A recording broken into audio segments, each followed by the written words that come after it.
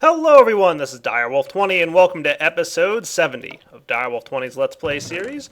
Just coming in, checking out my ender chest. Looks like my pulverizers are just tearing apart the ore here.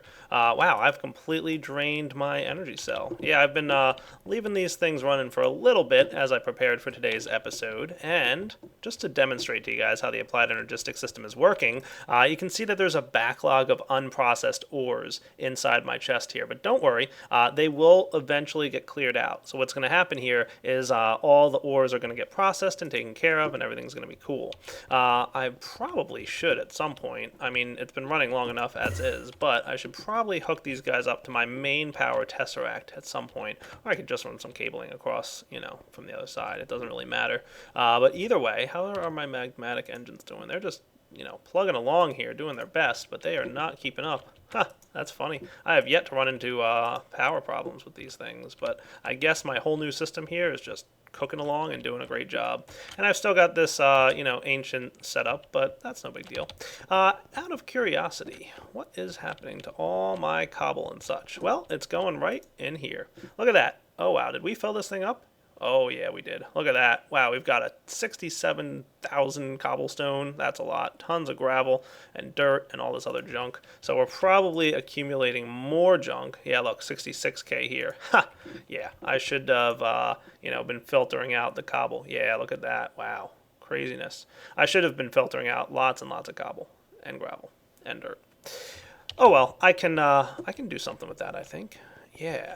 Why don't I take care of that this episode? And this episode, I want to build something ridiculous with my bee system. I've practiced this a little bit in a test world, and long story short, it's crazy. I am going to build it legitimately now that I've practiced it in the test world, and you guys are going to be in for a treat because this is going to be pretty awesome. I should do something about cleaning up this inventory here, though. Yeah, see, we've got junk spilling out on the floor everywhere. Let's just grab some beeswax for the time being. That'll clean out some space. And we'll come over here and just throw the beeswax into these chests, just temporarily, until I get something in here a little bit more stable. Cool. So how about I start working on a way to handle all my dirt and whatnot, and cobble and gravel, stuff that we don't want. And then we'll see what happens. All right. So I'll be back in just a few minutes once I come up with the solution to the excess amount of cobble and dirt that I am receiving right here. All right, guys, so here's my solution. You ready? I'm making a new ME chest. I'm just transferring some stuff around. So bear with me a moment while I put all this stuff where it belongs. I am moving everything down one, like so. So all my miscellaneous junk is getting moved. And I'm going to have a new chest here that's going to store just the fancy blocks from this thing. So anything that's going to get mined up is going to get stored in one chest. And all the other stuff that's like kind of more fancy or less common can get stored in this chest right here. So let's pre-format this guy real quick. So there we go. All the fancy blocks in this chest and all the, non-fancy ones in this chest, I think. Alright guys, so here's the plan. You ready? Here's a nifty trick. If you shift right-click on a storage unit, you can set the priority of this unit. So you can say fill this chest first, or fill this chest second, or fill this one third. So what I'm actually going to do is go to all of my miscellaneous junk chests. So that's not miscellaneous junk. This one kind of is. So I'm going to make this a priority 3. As will I make this one and this one, because these are all miscellaneous junk. Okay. So the miscellaneous junk chests are kind of going to be the last place that we let things go to. All right, so this is miscellaneous junk, as is this one, as is this one. And these guys can be priority 1. Okay, so what's going to happen is anything that comes in the system that can fit in one of the pre-formatted ones, obviously it'll go there first. Now, most definitely because they're priority 1. Priority 3, they're going to go to last. So I have to build something that's going to be priority 2. And that's going to be the thing that's going to get rid of all the excess cobble and gravel and junk that I don't need.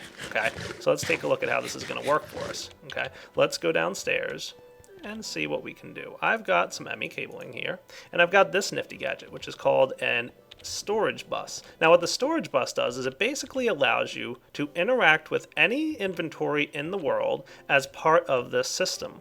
So what you can do is you can attach this, for example, to a factorization barrel, and anything inside the barrel can be accessed by the whole network. And the same thing for chests and anything else. What I'm going to hook it up to is a Red Power 2 relay, hooked up right by my lava source. So let's break this guy and place this thing. Okay. Now anything that goes into the lava, for example, cobblestone, will get spit into the lava and destroyed. Cool. So we're going to use this guy along with our storage bus to tell it what's allowed to go in here. So let's just hook up to here. There should be some cabling running right here, and look at that, there is. And we can just do this. There we go. And we're going to tell the storage bus to put cobblestone in here, okay? But we're also going to tell it priority 2. So what's going to happen is, let's see if I can get out of here now. The chests upstairs, these guys, this thing is priority 1. Okay, so this chest is going to fill up first. Once it's full, it's going to then go to the priority 2 chest if it's cobblestone. Now I want to get a couple other things like gravel and dirt and marble. Sure, why not? We've got a lot of that stuff. That's probably good. So these are the things that we're basically going to say, hey, if you've got enough of this stuff, go ahead and void it. Now the one downside to this system, of course, is we are only able to tell it what items can go in there. That's not what I wanted to do. There we go. So, you know, we can't say, hey, keep, I don't know, 20 stacks of cobble and then void it. If we wanted to do that, if I was that concerned about it, what I could have done is had separate ME chests for the individual things like cobble, gravel, dirt, and marble, or I could be putting these in barrels if I wanted to. I could say, hey, fill up a barrel with cobblestone as priority 1, and then void it as priority 2. And I would do that with the interface. So this guy I could just stick on a barrel, like I said, and once the barrel's full, it'll go ahead and throw it into the relay. But I'm going to go with this method for now. So let's hook this guy up, okay? Now, nothing new is going to happen here, not just yet at least.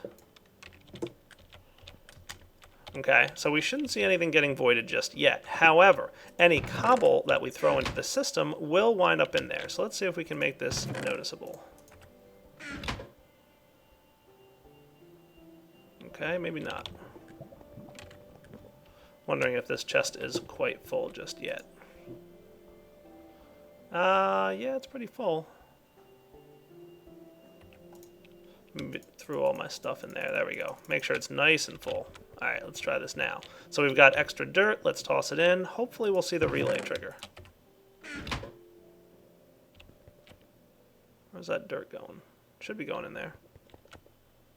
It's kind of hard to see because, yeah, we've got a block of lava there. I got an idea.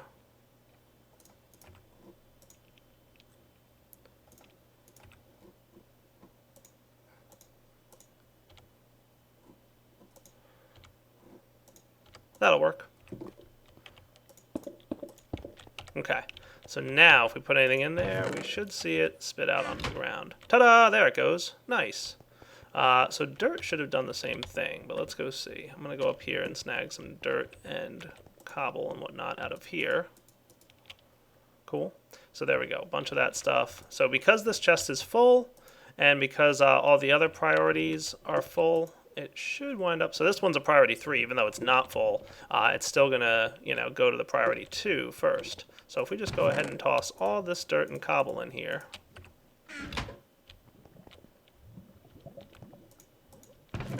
Huh, it must be going somewhere. Let me see if I can figure out where.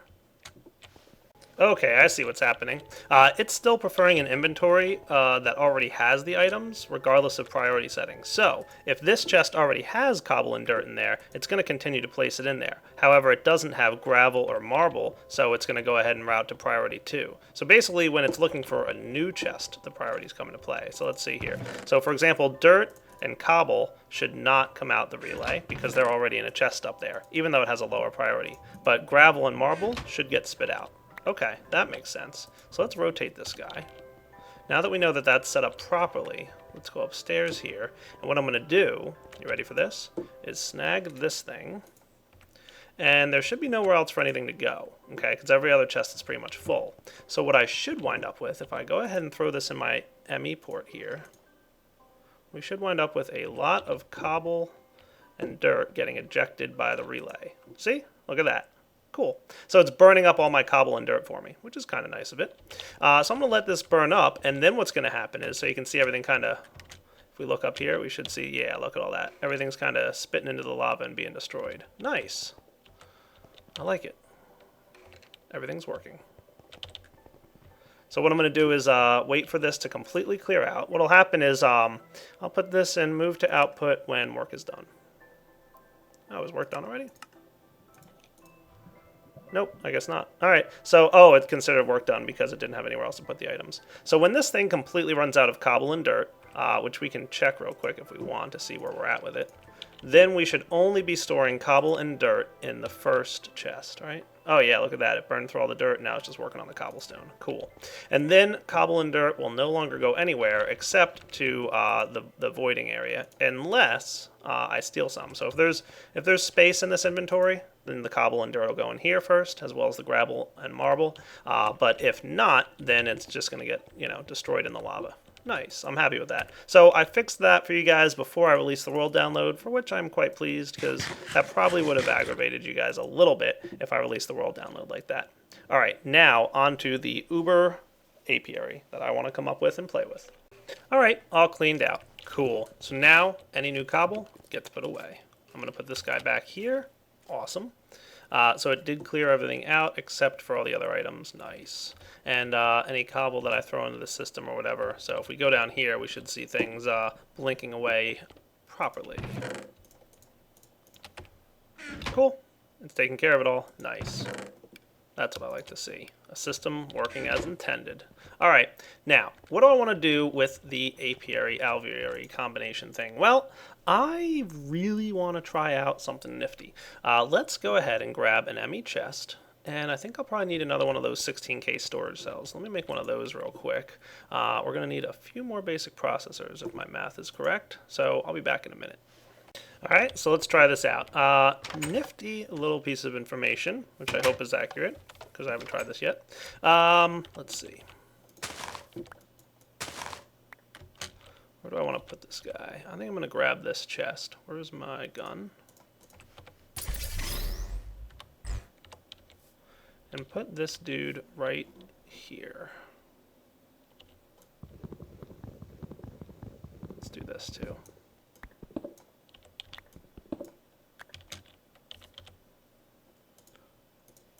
You can pump items into ME storage chests, you just can't pump them out using Buildcraft pipes and the like. So that won't work. But what you can also do is power them with Buildcraft energy, I believe. We're going to find out in a second. True or false? Direwolf is correct. Yay! So, I'm going to transfer items in here real quick. Might even borrow a wooden pipe and a Tarka gate or something like that. But we'll get everything transferred over from here into here. And then we'll have a bit more storage for things like beeswax and pollen and whatnot. So let's see. I'm kind of interested. Just want to make sure that everything does auto-process. So do we have anything we can toss in there at the moment? Probably not really. We'll just wait for everything to run through. But for now, we've got a pretty solid system for storage. And because we've got all the storage we can handle, I would like to start producing a noticeably larger amount of emeralds. We are still not producing as much as I would like. We've only got like, a stack and a half. And this Emerald Queen has been running for a while. So she is slow. She is very slow on her own. But I'm going to improve that with some frame housings, and a little bit of automation. So I'm going to probably need to rearrange just a few things here, but don't worry, it'll be all for the better. I'm going to get rid of the mutator blocks. We can always replace them if we want to bring back the Uber breeder, but I'm going to get just a few frame housings here, and I'll be back in a minute. Alright, this should do. Making a few more of these golden electron tubes, and boom, frame housings. So, let's put as many frame housings as I can possibly fit on this alveary. Because remember, I think they all stack. So what we should wind up with here is a multi-block alveary with lots and lots of frame housings, okay? What am I stuck on? Okay, there we go. One, two, one more. So I removed the heater components, the rain shield, and the lighting. So I'm pretty sure, did I make my emerald bees resistant to that kind of thing? Let's check. I want to just double check. I thought I would have, but I may have forgotten or decided not to because I had the alveoli range shield and stuff. But if not, I can always apply those traits. They have, oh yeah, Nocturnal Flyer Cave. Perfect. They definitely are resistant to all the problems of the world. Excellent. So Emerald Queens go back in here for a bit. Now I want to build a system that will automatically fill this thing up with as many possible. You know what? We need 3 more. I forgot. I don't need my mutator blocks anymore either. Let me go get 3 more alveoli blocks. I'll be right back. Goodness, these things take a long time to produce. Oh well, we're there. Alright, so frames, ready to go. Alright, so now that I've got this set up, let's build a thing that we can automatically pipe items in with. So, I'll be back in a second when I've got all the components for that. And I want to store this stuff like right here, here, and here, I think. Alright guys, so here's the deal with frames. We can look them up in NEI here. Every frame, at least the vanilla ones from Vanilla Forestry, untreated, impregnated, and proven, increase the production of your queens, and speaking of, I better get some in there, as the same as everybody else. So all the frames are equally as powerful in terms of how fast they produce items. However, the better frames last longer in the machine. However, if I'm going to automate this, I don't care how long they last. So let's go with the cheapest and easiest frame, which is simply regular old wooden sticks surrounded by string. That's the recipe I'm going to place right in here. Okay, so untreated frame, there we go. So let's do that. Untreated, go. And next to it, I'm going to place a chest. And in there, I'm going to place a bunch of sticks and a bunch of string. Sound like a plan? I was debating if I wanted to build like a thing that would automatically convert, you know, wood into sticks. Maybe we'll get there. But for now, I want to get this just, you know, simple, dirty, nice and easy. So we'll get as many sticks as we can fit out of there. Okay, that looks good. And boom. Nice. We've got a bunch of untreated frames. I should actually get quite a few more. So let's make that happen. I'm going to come down here. And like I said, I might automate the conversion of wood into sticks. We'll see. But this is more proof of concept at this point, and then I might expand on this, you know, in the future. So if we get this and this to here, let's actually get rid of some of the junk that I've collected in my inventory already. Wow, it's nice knowing that I've got like such a stable and awesome system for automating this stuff. We'll put you away as well. That looks good.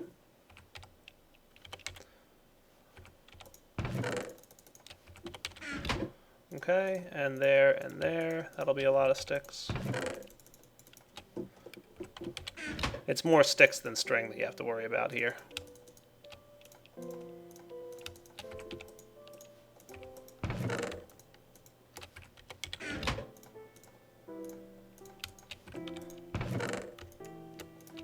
That'll be good for a start. Okay, from there, I'm going to hook up a transposer. Get out of my way, you pieces of junk. Those flowers are actually pretty nice. You get awesome dyes from them. Alright, and then pneumatic tubes. So we've got this bee that's, you know, kind of doing his thing. Hanging out, nothing too fancy. There's one more frame I could put here if I really wanted to, but I'm not going to worry about it too much. And that would be right here. But I like having like the auto insertion of the bee that close. If I really wanted to get messy with it, I could auto insert the bee on this side, but then just it would be a mess of wiring and pipes and all this other nonsense that I just basically don't feel like dealing with for one extra frame. But I believe that this contraption will significantly improve the output of my bees. And I guess, you know, here's just a test to that. So will this be an Uber producer? That's what I'm going to call it. We've got the Uber breeder, now we're going to have the Uber producer.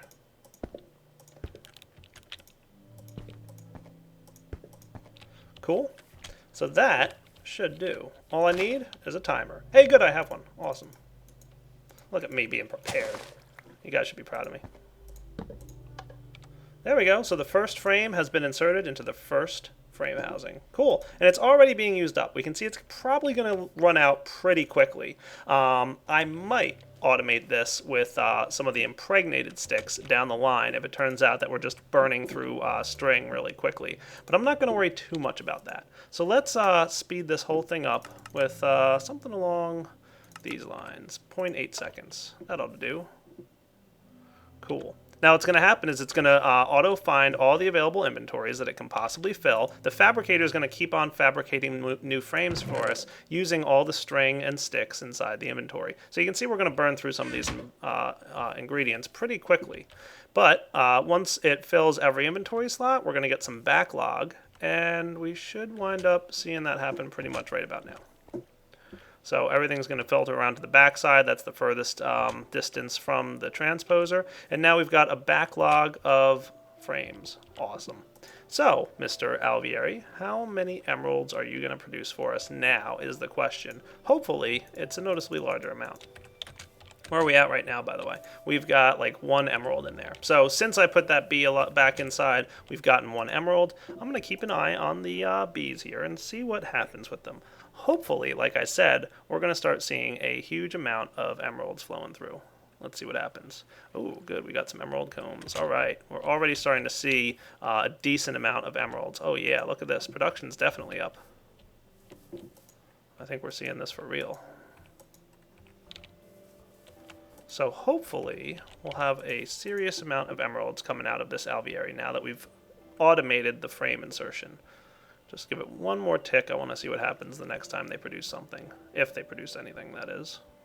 Oh yeah, look at that. We're definitely getting a lot more emeralds now. I like it. We've already gotten 2. Nice. And there's another one on its way. Yeah, I think that's going to noticeably increase things. Let me transfer all my junk from one inventory over here to the next. Let's see. I'm probably just going to want a real quick autarkic gate or something, just so I don't have to do it on, manually. Well, if I don't have any gates laying around, maybe I will do it manual. I have a regular old gate. Can I real quick get an autarkic out of that? Probably. Cool. And a wooden pipe, perchance? I'm really liking this interface. It's really getting pretty awesome. How cool is that, huh? I do have a new trick to show you guys, too, I think. I don't know, it's really awesome. Do you want to see it? Good question. Sleeping through the night real quick.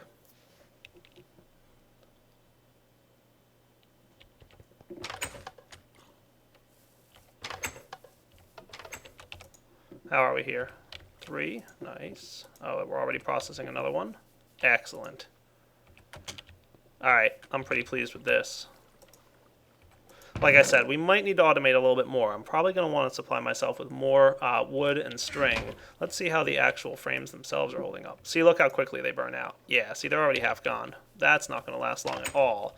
Now, if I went and got impregnated frames, it might be a different story.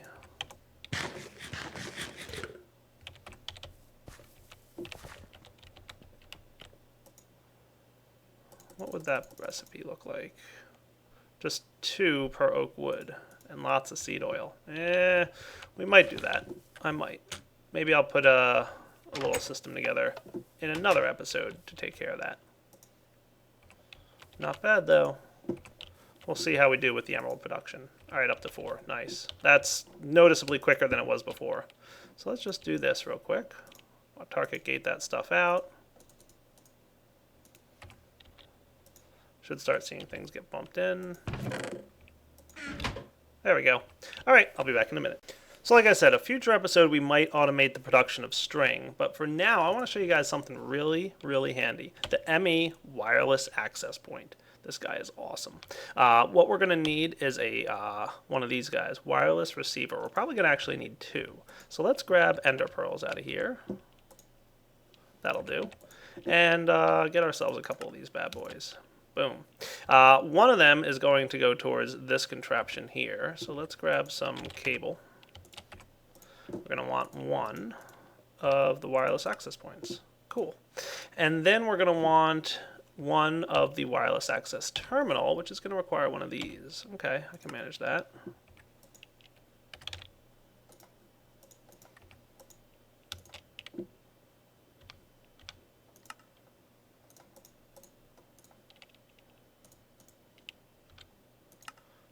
Oh yeah. So let's grab the wireless access point and the wireless access terminal. You guys are going to like this a lot, I assure you. It allows for wireless access to your network. Oh yeah, so cool. Let's place it like, I don't know, right around here somewhere. We could just put it right in the wall if we wanted. It doesn't really matter where. Now, this thing doesn't have a terribly long range, I don't think. I'm wondering if it tells you what the range is. So we can't access it yet. No signal. Let's go ahead and find, you know what, I need actually the controller itself. The controller we place, because it says unlinked, we have to link it to a controller network. Placing it in there does it. Linked. Cool. So now I have wireless access to my items. Now, like I said, it doesn't have a terribly long range. I need to test it a little bit. Still works in the house for the most part. How about out here? No signal. All right, so doesn't really have that terribly long of a range, but oh wow, no signal from here? Okay. Craziness. Let's get some range upgrades on it though. I think we want wireless boosters. How much did they cost? That's the question. That doesn't look so bad. I can manage that. Let's get the redstone out of here and make, I don't know, wireless booster, let's say, let's make a dozen of them. Sounds like a plan. And I think I put them in the wireless access point itself. There we go. So now I should have a bit longer range to access my items. Like I said, it's not... Oh, see, look, it works outside now. Can I access it from over here? No signal. So still not a terribly long range. I don't know how far these stack. Let's find out. I think it stacks up to 16. We're going to find out. Get as good of a range as I can. You know, I could also have more wireless access points. Yeah, there we go, 16. So this one's like down in the basement. Maybe that's not the best place for it. Maybe I should have it upstairs. That actually might be a really good idea. This way you guys have wireless access to your items for the world download. I'll tidy up with Smoothstone later. It's on my to-do list. Okay, let's put it like, I don't know. Kind of... Well, nah, it's kind of off to the side too much. We could put it like back here somewhere, like nice and in the center of our base. Yeah, this might be a good spot. This way it's like up above ground. It's not a lot of wasted range. There we go, 16 on the wireless access point, right behind my chest room. That might work out pretty well for us. Nice. Wireless access. So it's not, like I said, the best range in the world. Can I get it from over here? I can. All the way in my Thaumcraft room? No, sadly no. Looks like the range is probably right around here somewhere.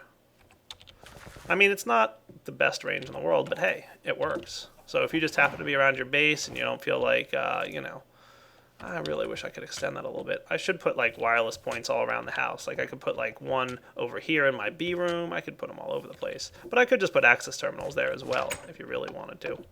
I think you could have multiple access points on the same network. As long as it's all linked to the same controller, it shouldn't be a problem.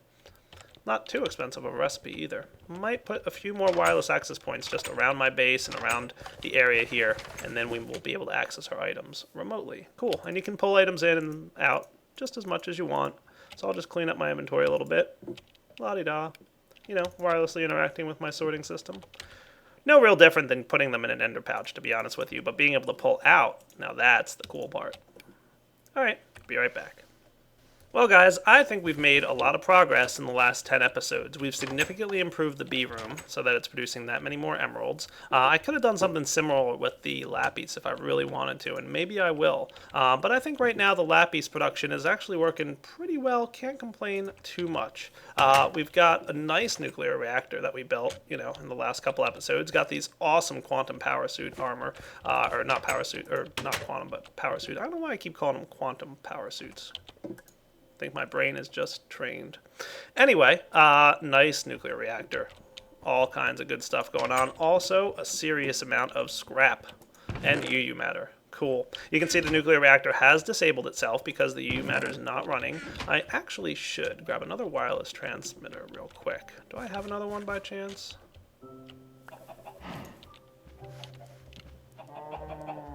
I have a receiver, but not an extra transmitter. Maybe I should build one real quick before I wrap up the episode for you guys, just for one more real quick build to make sure everything's working great.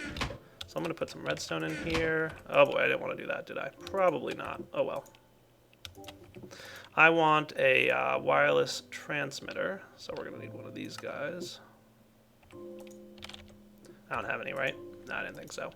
All right, Aether Pearl.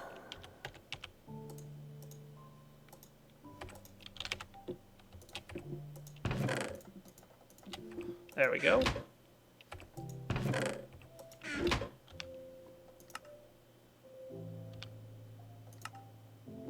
Cool, transmitter. I would like to do one more thing for us. Let's see. I'm going to tell this thing to, this one here, emit if full, emit if partially filled, emit if empty. Will this emit if partially filled? I guess not. Okay, cool. If I put this guy on frequency 11, the transmitter here, then it will also transmit on frequency 11 when this guy is partially filled. See what I'm doing there? So basically, what we've got is a nifty little system where it will both turn on the reactor if there's room for scrap, or if this guy is not completely filled. Now, I think if he's completely empty, he might not emit. So I might want to do this with a gate, actually. So let me grab one of those real fast.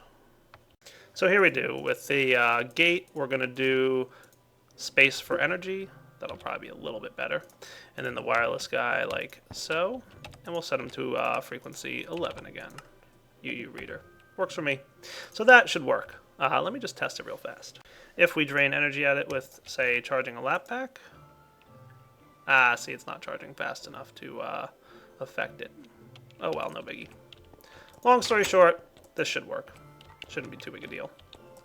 Anyway, like I said, gotta wrap up now, unfortunately. So, hope you guys enjoyed the last 10 episodes and all of Season 5 so far. We've still got a lot of cool stuff to get to and play with. There's tons of other things we just haven't even messed around with yet. So, hopefully in the next 10 episodes, we'll get to some more things, some more interesting builds. Definitely a couple cool builds I have in mind that I'm interested to kind of mess around with and try out and show you guys. So, Direwolf20 signing off on episode 70. Hope you guys enjoyed it. I will be storing all my stuff in a chest for you. I did last episode in 60, even though everybody was like, hey, Dire, did you forget? No, I didn't forget. It was there.